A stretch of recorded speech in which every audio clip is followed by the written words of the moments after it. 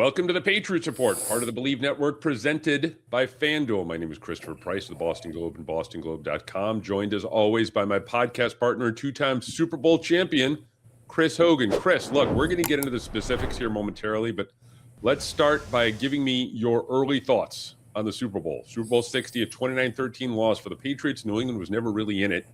They had a hard time getting any sort of offensive traction all day long. They struggled to contain Kenneth Walker, and in the end, I think the score was fairly indicative of how this game played out. What are some of your early thoughts? Yeah, I mean, it was tough, man. You know, it's so interesting to me, and it reminded me so much of, you know, when we played in, you know, the Rams in 2019, where you just couldn't get anything going offensively. And you have 2 weeks of practice, you lead up into this game, and you have everything, you know.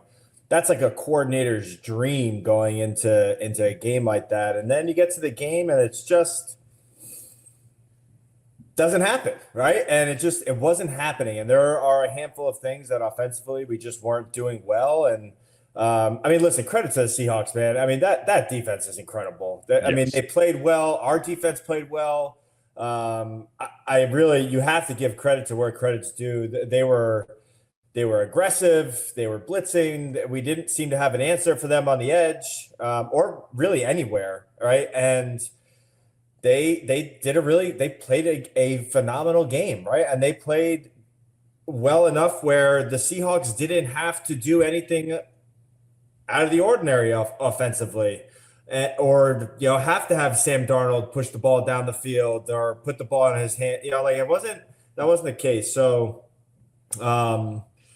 It was a relatively unexciting game, there wasn't a lot happening. It was a lot of, field position, punting back and forth in the beginning. And, the Seahawks were able to kind of get some things together and put some points on the board. But yeah, I mean, listen, man, everyone's going to talk about New England and that they didn't belong there and all of the things, right? They were there. They did enough. I don't care the strength of schedule. It is what it is. I'm listening to a lot of to people, and I actually listened to Cam, and he did have some really positive things to say about Drake, which I was very supportive of. This is Drake's second year, right? Did I think he played like a second year player in the Super Bowl? Yeah, I did. I think that I think the game, the stage was a bit too big for this team. I think that they didn't have enough, right? You saw, I was watching a game with a bunch of guys and Morgan Moses is over there giving the pep rally speech. And I said, shit, this is not good. It's midway through the second quarter and we're trying. Listen, have I been there before? Yeah. But Tom Brady was giving it to me, not and that's not discrediting Morgan Moses because he's a phenomenal player, but it's just if you can't be in that moment in the Super Bowl, it's just maybe just they didn't have it. They didn't have it, right? They weren't able to make the plays, and that happens. That's football. That's the NFL. And I think that this still is a great team. Guess what? Everyone else was talking about the strength of schedule, and they didn't belong there. They won 4 games last year, and the year before that. They won 17 games this year. That's incredible by anyone's standards, right? New coach, new coaching staff, new quarterback, basically a new quarterback, right? I don't really count his rookie year. You got new players. You got rid of everyone. So I couldn't be more. I think every person in New England fans, I think that if you're a fan of the game, I think that you should be proud of this team. I think that there's a lot of things to fix and a lot of things and positions that we can get better in. And I think that Vrabes has really brought back the culture of hard, tough, competitive football, where now free agents are going to look at this offseason, look at their quarterback, look what they have, look at the head coach they have, and they're going to say, this is a team that I can play for, right? This is a head coach that I can play for, an organization that I can play for. We've proven now that we're okay with spending money, right? So it's this, that was always kind of like the battle, right? Where it's Bill's really not going to pay anyone, so it's I'm not going to go there. It's you got to get some guys to recruit, but that's not the case anymore. So I really don't. There's not a lot to say about the Super Bowl, man. It wasn't a good game offensively. I thought Christian Gonzalez played awesome. I thought that he played really well. I thought that that has been something that I really wanted to see, and he was matched up with JSN a couple of times and Cooper Kupp a couple of times, and he made some really good plays, like some number one, first round type corner plays. Again, I hope that we keep this defense together. I'll tell you that much, right? And I think that maybe you can add some people on the edge and at the linebacker position, and I don't know what the free agent safety market looks like these days, but like our guys played their asses off. They really did all year round, and they went through injuries, they battled injuries, and so I think that this organization should be very proud of this team. It sucks getting all the way to the Super Bowl and losing. Trust me, and I've been there before. And on the opposite side of things, where we put up 600 yards of offense and wasn't able to seal the deal, but it sucks. But you also have to be pretty damn proud of yourself that you did get there. That is a moment that as much as it stings, you're not going to forget, and what it takes now to get there. Right now, is that saying that they're going to be back there every single year? No, that's not the case. And we might not see them back there for the next 10 years, but they know what it takes to get there. Right. It's a long grind. The season is grueling. It is hard, and you have to stay together as a team. And, that's that. So, I think I'm looking forward to this offseason. I think that these guys are at a good place. I think that they have a good projection of like, okay, what do we need to do to get better, as a professional, as a coach, as an organization. And then next year, like, great. And guess what? Like the NFL, they say the NFL is rigged, right? And then there's a script. Well, I can guarantee you, let's go over the schedule. It's not even out yet. Let's see. It's probably away at Kansas City. It's going to be away in Cincinnati. We're going to see San Francisco. We're going to see probably I don't even know who we're playing in the NFC, but it's probably going to be the toughest league. It's going to be the NFC West, right? So we're going to see the gauntlet next year. I can guarantee you that, because no one's going to want to hear about the strength schedule. So like, get ready for that, right? You should listen, be in your feelings for the next couple of days, but at the end of the day, like, this is your job. And now guess what? Your job is to prepare for next season, because this season's over. So get over it, right? Learn from it, get better at whatever you need to get better at, and let's go. I was looking for there, so you tell me. Yeah, I'll say this. I was looking for. I've spent most of the year looking for some sort of historical comparison to this team, whether it's a former New England team or another team that kind of sort of came out of nowhere and surprised people and got all the way to the Super Bowl. This team for me reminds me a little bit of the 1996 Patriots, in that they have a talented young quarterback. They got some breaks along the way, and ultimately in the end, they weren't quite ready for the big stage just yet. And eventually they built into that. Look, a lot of those pieces that were there in 1996 became integral to the run in 2001.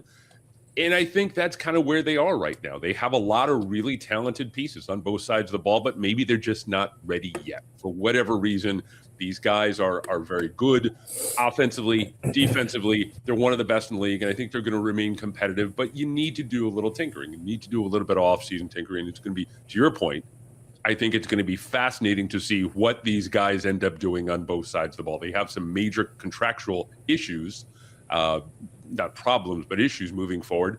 Christian Gonzalez is eligible for a new deal. You have a handful of guys on the defensive side of the ball: Tonga, Chason, Jalen Hawkins, who are free agents. Gibbons is also part of that conversation as well. One of the guys who really the Super Bowl didn't treat him all that well was Will Campbell.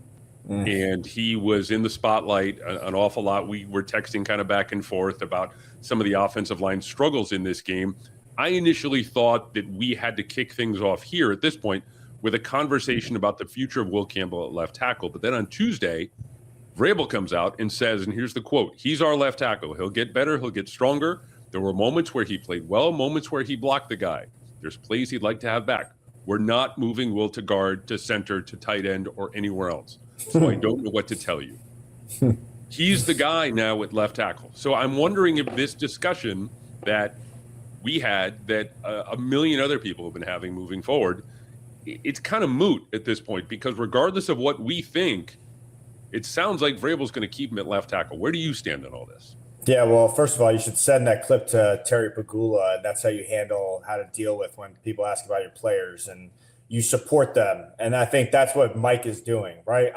There's a lot that can change going into next year. And as of right now, what's the point of beating down a player that knows that he didn't have a great game and to answer a question that you just can't answer right now? So I think that the way that he answered it is, yeah, he is our left tackle. And could he get better? And there's a lot of things, like, he could have said all of that, but he supported his guy, man. And to kind of piggyback off of, like, yeah, we have a lot of guys that are under contract and are coming up the free agency. Like, I think Mike is the guy to deal with all this stuff, right? Where, all right, listen, maybe, like, let's figure out a way to get you X amount here and X amount here so that we can make this work. And I think that guys are going to be more receptive to him and then want to play for him. Going back to Will, I mean, let's call a spade, man. I mean, the kid didn't play. He didn't play well. It's what we've been talking about. And, I listened to David Andrews talk about it because he was a past offensive lineman and getting his perspective. And it's kind of all the things that we were talking about. And, David was talking about he needs to learn how to build width, right? And not just give that soft edge. And there was just so many times, and I feel bad. They exposed that, right? And even when he did get hands on, there was a need for us to help on the left side, and he'd chip and push, and then he'd push the guy off further into the back, right? And so, listen, I think he's a rookie. I think that he played well in the beginning part of the season. I think there's an understanding from me that he came back probably earlier than he needed to and wanted to be and play in the playoffs for his team, dealing with an injury. So I think that he needs to get healthy. I think that he needs to be overcritical of himself and really evaluate himself of how he played these games and what he needs to do to get better at. And, like, you're going to be looked underneath the microscope for the rest of your career until they move you to guard or center. If you're going to be left tackle, and that goes for every single tackle in this league, you are underneath the microscope because you have their best rushers that are going to be coming after you every single play. So with that being said, what are you going to do, right? And that's a Will Campbell question. That's nothing that we're going to be able to answer. That's nothing that we can say. I don't know what Will Campbell's thinking. From my perspective, he seems like a hardworking kid who wants to do everything right and get out there and help his team win football games. So if I was a betting man, which I'm looking for the odds too of what we have for how many games we're supposed to win next year, because I saw some things. I'm going to put a lot of money on over 8 games. That's for you believe. I wanted to get. I'll get to the FanDuel odds for Super Bowl favorites for next year. We'll get to that here in a bit. So, but go ahead. Get to work, man. Like, yeah, you set a soft edge. You were letting it. It has got nothing to do with your arm length. I don't care about your arm length. Be aggressive, right? You were getting pushed in the backfield. It is what it is. It's over. Get better at it. Get your knee healthy, and let's go. And whatever happens, like, guess what? Braves is going to bring in a left tackle. Elliott's going to bring in a right tackle. He's going to bring in guys because you know what that's going to do? It's going to build competition. And, like, I'm going to try to – if I'm Vrabel and I'm Elliott, I'm trying to put together the best offensive line that I can. And if that means that I'm going to go out there and get a veteran left tackle or a veteran right tackle or a couple of guards and just to build some competition so that I can put together the best possible offensive line for my quarterback so that he's not, stepping up in the pocket when he doesn't need to, or he's on the run or exiting, or, he's getting hit every single time he's throwing, like, yeah, that's what I'm going to do. And going into training camp, and if this is still an issue, like, then I have an answer to my problem. All right, I brought in this guy. I paid him X dollars. Yeah, sure. This is his 10th year in the NFL, but he's a good tackle. Like, I don't know who that guy is, but there's probably one of them out there. Maybe you get him for not, I know left tackles are not cheap, but, like, you never know. Or you go out there and pay a guy, right? Then it's real competition. You know what the message is? Work harder, do better. I'm trying to put the best 11 guys on the field. The message to Will is not you're not a good player. The message is here's your competition, beat him out. Right? And that's it. Like that's a position that's looked underneath the microscope, right? It's the same thing as if guess what? If your quarterback didn't play well, they're probably going to draft a quarterback. Now that's not saying that you're not a good quarterback, but it's like here's the competition, man. Like we're looking for the right answer. So I feel for the kid. I really do. It was a tough game. It was a tough couple games for him. But again, came back early from an injury, and I think the ball is in his court. And I think that he just needs to – look at the good things that you did this year. Look at the positive things. His season is not based off of these last 3 games, right? Mm-hmm. He was productive. He did well. Like he did go out there and play good football. Like it wasn't just these 3 games were the entire culmination of his season. That's not it. Like that's fine. Look at the game. See what you need to get better at. It's an off season now, right? This is your first off season as a professional. What are you gonna do?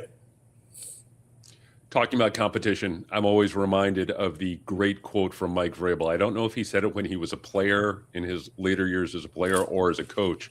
He was asked if he would watch the draft as a player, and he said, "Yeah, I watch the draft every year because I want to see who they're trying to replace me with." Yep, same. And and I think that's a really good lesson to consider when you look at how the Patriots are going to approach free agency as well as the draft this year. They're going to try to continue to build competition. And if they bring in a tackle, that does not necessarily mean they don't like Will Campbell. It's just, to your point, it's about building competition, and it's about iron sharpening iron, and it's about getting better as a group moving forward. Yep. That being said, I still think ultimately, whether it's next year or the year after that or the year after that, that he moves inside the guard. He has that guard's body. So. He has that guard's mentality. The toughest guys in the locker room consistently over the course of my career that I've talked to as a journalist are the guards. You know who he reminds me of? He reminds me of Shaq Mason a little bit. Okay. I was going to say Logan Mankins. Or Logan, right? But Shaq was always like, I was always so blown away. He was like this, Shaq was what, six foot tall, maybe? Yeah. But he was just this bull, right? And I think that listen, he could be a tackle, but I think that Will could also be a great guard and good with his hands, in tight, doesn't have to set, obviously loves to get after people. So who knows? We'll see. We'll see. Yeah. It's going to be interesting to watch moving forward, that position as well as the rest of the offensive line, because they do need to do some work there. And that's when we talk about when I talked before that they're not quite ready yet. I think part of that is the offensive line, and they do have some questions. I love Morgan Moses. You will find no bigger fan of Morgan Moses than I am, but he's going to be 35 next year. That's going to be something that's going to need to be looked at. Garrett Bradbury is getting up there in years. He had a great year this year, but you're going to have to do something to address that as well. You asked about the odds for next year. I have them right here from FanDuel, and the Patriots are on a short list. I'll read you the list of favorites that they have here. The Seahawks are plus 750 to repeat, which I don't know if I'm quite buying, but we'll see. The Rams are 800. The Ravens are 1,200. The Bills are 1,200. The Packers are 1,300. Chargers 1,500. Eagles 1,500. Lions 1,600. The Chiefs 1,600. And the Patriots, according to FanDuel, are plus 1,700 next year. So that is 1, 2, 3, 4, 5, 6, 7, 8, 9, 10. They're 10th. It's good company to be in. It is. It's good company. And I'm going to bet you that someone on that list is going to end up winning Super Bowl 61. Yeah. I don't know who quite yet, but they're still part of the conversation. And this leads me to my next question for you. I want to ask you about the curse of the Super Bowl loser. This is one of these weird things in the NFL over the years that has kind of popped up, that the team that loses the Super Bowl really struggles the following year. There's a bunch of examples, obviously, over the course of the last 30 years, but they're just 3 teams. You guys, in 2018, the undefeated 72 Dolphins and the 71 Cowboys won a Super Bowl in the season following the Super Bowl loss. Why do you think this is a thing as a guy who played in the league? And how did you guys manage to flip the script that year and not only get back to the Super Bowl, but win it? It's hard. I don't know if it's a curse, man. I just think that it is hard to get there every single year. You know, you're talking about finishing a season in February, and you pretty much get then a month off, and then you're right back to work. And you know, it's like, yeah, this is your job and as a professional, but it's hard. Turnover. It's not the same team most of the time. There's always some new faces, so it always looks and feels a little different. Draft picks come in, and I think that it takes so much. The amount of work that goes into getting there every single year. You know, I think injuries play a lot into it. That's just that's always going to be something that comes up. And it's hard. You know, I don't really have anything. I don't have any, you know, really whimsical words of wisdom here to say like why this is a curse. I just plainly think it's just a very hard thing to do year after year. To grind through 18, 19 games of professional football. Sure, it does. I think that you have to have a couple lucky bounces and some things to go your way. And, you know, maybe you have an easy schedule or you play some backup quarterbacks. But, yeah, I think it's tough, man. And I think that how much these teams are turning over year after year with, you know, the guys are just moving on after 1 or 2 years, and free agency has become crazy with, you know, where their guys are going and sitting out and not playing, and coaches are moving on, coordinators are moving on. So I think that there's so much that goes into it, but I think from broad spectrum here, I think that it's very hard to get back there every single year. And even that year, you know, we were written off from day one. No one thought that we were going to be able to. Eagles Super Bowl, we lost the Eagles, come back. It's like, all right. You guys lost 2 games in December. That was the Minnesota, or the Miami Miracle, and the game in Pittsburgh, I think. Yeah, we lost those 2 games. I mean, you know, Jules was washed up. Hogan's washed up. I mean, we had Philip Dorsett, who I think, mind you, is still playing. You know, Gronk's hurt. This guy, Brady's old. This, you know, that was the storyline from day one until we won the Super Bowl. And well, is that how you guys were able to flip it? You guys were able to continually play kind of that disrespect card and think, look, everyone thinks we're washed up. Everyone thinks we're done. We're going to stick it up their ass. We're going to show them every single week, and we're going to go back and we're going to win the damn thing.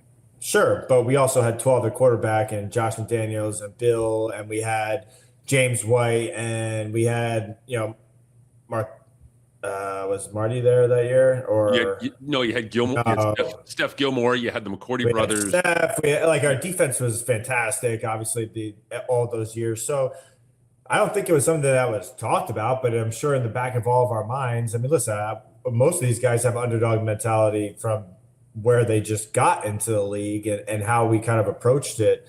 So, I mean, listen, again, you had a specific person at quarterback where he wouldn't accept losing or anything other than that. So we had to go out there and win football games because you didn't want to be on the other end of that, right? Like, no one wants to – you talk about Bill coming in on Monday, like, no one wants to piss off Brady, right? So, like, trying to keep – like, I think that was probably maybe more of our motivation was trying to keep him happy. So I think that's probably part of it. But again, you know, it is hard. It is very hard. And that Seattle team is going to look different next year. The New England team is going to look different next year, right? And whether or not you're able to continue that mentality and the culture and everything that you built in that year, you just don't know how the season is going to unfold year after year. And I think You just have to be able to, the teams that are able to get back to that or able to get back to Super Bowls are the ones that are able to overcome adversities. They're able to overcome a guy getting hurt. They're able to overcome going on the road maybe more times than they're used to, or maybe it's a different coordinator or a different quarterback. And the teams that are able to overcome that and not make excuses for why they're winning or why they're losing games, those are going to be the teams that are going to make it into January and then have a chance to go and play in the Super Bowl. So if Vrabel says, look, Chris, I want you to come in and address this team because you've gone through this before. You've won Super Bowls, you've lost Super Bowls, you've been around the following year. Give these guys some advice. Give these guys 2 or 3 pieces of advice in terms of how to approach this year, how to approach a season after you just lost a Super Bowl. What do you tell them?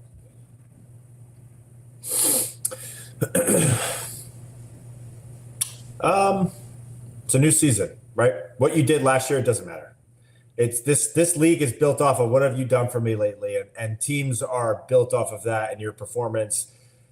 As soon as that game was over, the Elliott and that organization and Braves, well, maybe not Braves because he cares so deeply about playing and coaching, but I'm sure Elliott's looking at free agents right now, right? He has turned. We're writing a new chapter. And no one is going to, sure, are we going to analyze last year or are critics going to talk about last year? Yes. But is that team going to talk about last year? No, because nobody cares. Nobody cares about what you did last year. Nobody cares that you threw for 4,000 yards and how many ever touchdowns. Nobody cares that Kayshon Boutte had a great game or that Christian Gonzalez played his ass off in the Super Bowl or, no one gives a shit, right? And my message to them is nobody cares, right? So if you want to go out and prove people wrong, or if you want to go out and have a successful season, then put your head down, work hard, right? And come together again as a group, regardless of what that group looks like, and go through the grind of another season together, right? And deal with the adversities, get each other better, enjoy the process and the progression of where you're going to start in April to May to June, have your month off, and then come back into training camp. There are going to be a whole crop of new players. There's going to be a guy drafted in the first round, maybe at wide receiver. How do you deal with that, Pop? Right? Or Kayshon, right? Or Kyle, right? It's not, check your sensitivities at the door when we got a bunch of new players in here because we're just trying to build on competition and putting the best team out there. So my message, that is my message, right? It's, this year's done. Congrats, right?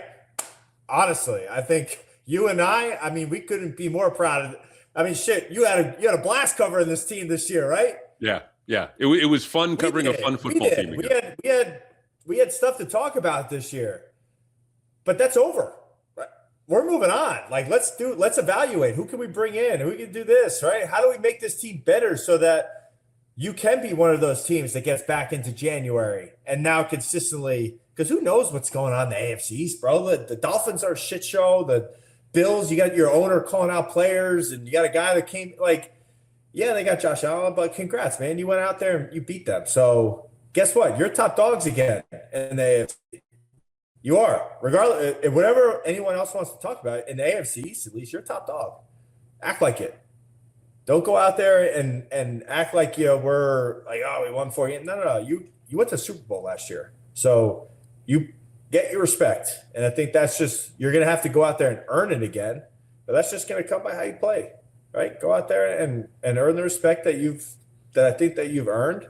And if they don't give it to you, then go punch them in the face and go get it, right? So it's a brand new year. Starts now. What's today? Today is February 11th. February 11th. All right, we're on to 2026, 2027 season. At least, we are. When does free agency start? We want to talk free agency? Free agency starts in about a month. The combine, I got home yesterday, and I am making my plane flights and hotel reservations for the combine later today. It never stops. Man, you don't get a break now because you get no for so long no. You really didn't have a break. Yeah. You had a Yeah, couple years where you had like a nice little vacation in there, like the month of February. Yeah, January, you could take a breath. You could kind of do some family stuff. You could now it's straight into it.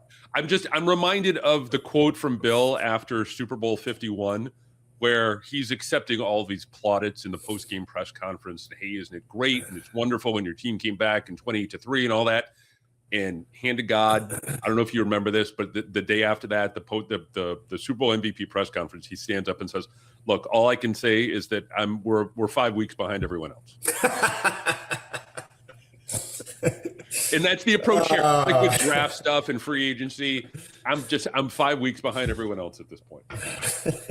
I'm curious. I was talking to our pal Matthew Slater once, and he said he never watched the Super Bowl losses, went back and rewatched them. Did you watch Super Bowl 52? And a kind of a follow-up to that, do you ever wear your AFC championship ring at all? No, actually, I have it, but it's not one that if anyone ever asked, like, oh, they come over, can I see the rings? Like, I never bring down the AFC one. It's like, or I did bring it down. I don't think I brought it down. So showed it to my friends, buddies, and, they're 8, 9 years old. Like, what's that little one? It's nothing. Consolation prize. Thanks for playing. Did you ever go back and rewatch Super Bowl 52? Nope. Not even from like a teachable, like, hey, nope. Technique, nothing. Nope. Never did. Do you have any interest in going back and watching it ever? I mean, now that we're talking about it, maybe. Like if it comes on. But let's talk about it from a purely selfish reason. Like, I had a good game, right? Like, sure, I'll go back and watch great catches, but that's even like I can answer that. Yeah, I have no interest in going to watch that. Like, None. Do you try and avoid it if NFL Network is on and that game pops up? And no, I don't know. Listen, if it was on, I'd watch it. I mean, I am a fan of football now, right? After playing it and being an athlete for so many years, I was never a guy that watched sports. Even growing up, never watched. I preferred going out and playing. But now I'm a fan, right? I like watching these guys compete, and I've been there, I've done it. So listen, if it was on TV and I had some time to kill, which I don't ever have time to kill, right? Like, even the fact I'm sitting here looking at the clock right now, I'm like, shit, I got this, that, and I got daughter. Okay, cool. We got lacrosse, gymnastics, we got basketball. Like, that's what's going on. On the weekend, if it was on, and my son and my daughters who are, with the Super Bowl, and they're just more curious about what I did for a living, and they wanted to watch it, like, I'd sit down there and watch it with them, right? Like, they don't care about the wins and the losses. They're like, oh, cool, that Dad's on TV. So I'd watch it if it was convenient and it was on. Fair enough. I'm going to ask you for your favorite Super Bowl celebrity story. And I have one that I can tell you. I'll start off with here. Mike Giardi, a colleague, and I went down to the Patriots locker room with about 2 minutes to go on Sunday. And we're down there, and we're like, because it takes a long time to get down. Yeah. It's a pain in the ass, and you have to jump through all these security hoops. And it's it's better to go down early to be there and be prepared. And we're standing outside the Patriots locker room. Jay-Z and Beyonce walk by. Oh, that's cool. And I got one of these deals from Jay-Z. We're like standing there and they got one of these deals. Nice. So I was like, that made my week. And then literally they move on. And 30 seconds after that, Giannis walks by. Oh, yeah? Just with a couple of dudes. Just walks by. So I'm curious, that sort of celebrity interaction, did you ever have that sort of celebrity interaction at a Super Bowl? Yeah, I mean, listen, that whole year for me in 2016 was like, that's like a dream. Coming from Buffalo and no one still, like, not knowing, I mean, who I was or how I got there, but getting to the Super Bowl, and then after the Super Bowl, I'm going to spare everyone the details of what was going on, but I got, me, Julian, and Danny went up, and I got to hang out with Snoop Dogg, which I thought was really cool. And then I remember, like, I'm sitting there We were in like one of the little VIP areas of the big warehouse that we're in, and I was everyone's having beers and drinks, and I turn around and it's like, oh, Captain America. It's like standing right there. I'm like, I was like, you look a lot taller on TV. So there's a bunch of those. You play for New England and you're surrounded by Brady and Gronk and Julian, all these guys. It's like they're just as big as celebrities as all of these people, man. It's like, but it's cool, right? To be around. And obviously Robert is, a celebrity himself, and he's always, with that crowd. I mean, he's with Kylie Jenner and all those, all the Kardashians. I mean, I can't keep up with him, man. He's like, he is just. I would love to. I'd love to live his life when I'm that old, and just because he's such a good guy, man. But he's awesome, living the dream, really is. That's my celebrity. I will not ask you what it's like, because we've talked about this before. Actually, I won't ask you what it's like to go to a Super Bowl party, a post Super Bowl party, after you lose. I know that was one of your least enjoyable memories from Super Bowl 52, and I promise now. Go ahead. But let me say something about that. Let's talk about the maturity of our quarterback, because he was asked that, and he's more mature at 23 than I was at 28, because I didn't want to even see my family. Fuck you guys! Take me back to my hotel room and let me go. Let me just go, drink myself and cry to sleep. Like what he said. Really, it resonated with me a little bit. But he's like, listen, yeah, we lost. It sucks. But don't ruin the night for the people that traveled all this way to come out here and support you and be there. And to me, that was like, look, sure, some people are going to have their feelings about that. But to me, that was like, I kind of listened to that. I was like, God damn, this is a pretty mature 23-year-old kid. Yeah. I was not thinking that way at 23 years old, right? So I think that he's got a good head on his shoulders, and I think that you're going to see this kid for many, many years to come continue to get better. Now, that's not being said that he probably went out there and raged all night, but I think, it is what it is. It's also a nice time, man. Robert has always done such an incredible job of putting on these parties, right? I mean, it is well done. It's organized. The ring parties that we've always had, it's just it blows you away of what he does and how much he puts into it. So I think at the end of the day, right, you lose, it sucks, but enjoy it with your team, right, with your family. And I hope that they did, because it was a great season for them, and they had God, I saw some of that. I don't even know who was playing, but they had a lot of cool people playing there. So it's always something to try to enjoy, I guess, as much as it sucks losing the Super Bowl. I wish I tried a little bit harder to have a little bit more fun, but it is what it is. I'm going to stop asking you about Super Bowl 52. Yeah, please do. I've been asking you a lot about. I realize this as we're talking now. I've been asking you a lot about Super Bowl 52. Really, it's tell me more about the worst professional moment of your life. Sure, come on, tell me more. Give me more stories about Super Bowl 52. Yeah. So why didn't Malcolm play? I don't know.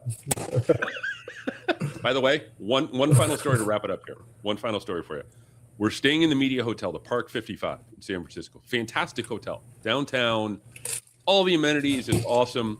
One night, my colleague goes downstairs to the bar, and Malcolm is downstairs at the bar watching the end of Super Bowl 49. Which I wanted to be like, you know what happens, Malcolm. You don't need to watch this. What are you watching this for? It was great to see him, by the way. And it's great. I love the fact that he can now make a living just being Malcolm Butler. Yeah, and he came out. He's like, listen, you'd have another ring if you played me in 52, if you want to keep talking about it. I heard that. I'm like, oh, great. Thanks, Malcolm. That's wonderful. Chris Hogan, Thank you very much, my friend. Next week, we will start getting into, needs for this team in the offseason, moving forward, what it's going to look like, maybe you're starting to look like in 2026. So very exciting time. It was a great season, man. These guys did great. It was fun doing this for how many games we do this for? 18, 19 games? We did 21 games. 21 games. 24 if you count the preseason. Yeah. Wow. Which is ridiculous. Pats are back. They're back. We got a lot of things to get better at, but I think there's a lot to look forward to next year. There's a lot. And here's to a fun offseason. Yeah. Here's to your short offseason and back to work, bub. Yes. I love it. Take care, man. We will talk again soon. All right, brother.